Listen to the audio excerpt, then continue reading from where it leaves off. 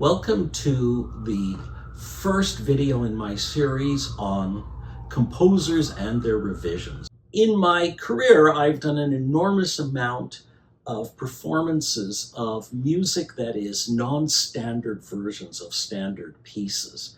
And this October, with MusicaNova, we are going to do a non-standard version of Mahler's First Symphony. And this symphony demonstrates to a great extent the sort of neurotic way in which Mahler approached composition. And his first version, which is called the Budapest version, is the version we are going to do. This has virtually never been performed.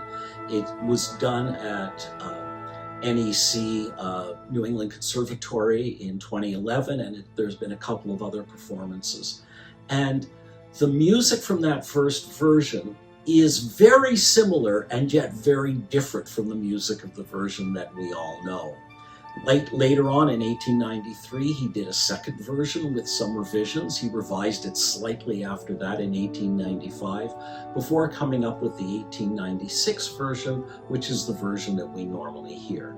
The first thing you will notice when you hear the 1889 version is, as I said, it's something so familiar and yet so different.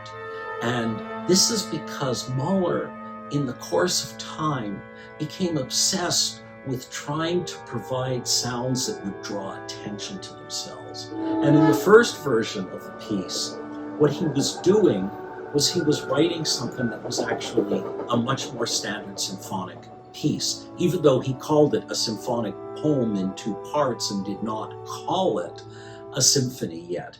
And yet in that first version, all the material of the first symphony is there and more, because he included a movement called the Blue Mind movement, the third movement, which was a very different approach. It was taken bodily from an earlier work he had done.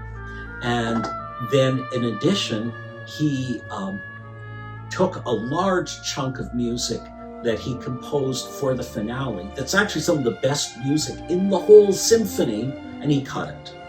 And this is because of the fact that for Mahler, there were two things that mattered: the beginning and the end. And he spent all his time working on making sure that beginning got your attention right away and making sure that the end of it had a tremendous amount of impact.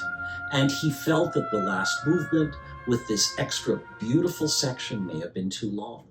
And then what he did at the beginning of the piece was he found that that music that he started it with, this sort of opening of the day music, which is of course very much the way he described it, was too simple.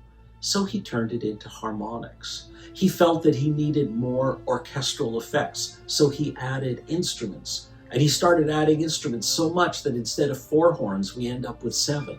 Instead of 1 timpani, we end up with 2. Instead of essentially double woodwinds in general, we end up with 4 of all of them. And we also end up with harmonics in the opening music and all sorts of different effects to try to essentially make it a more expressive piece.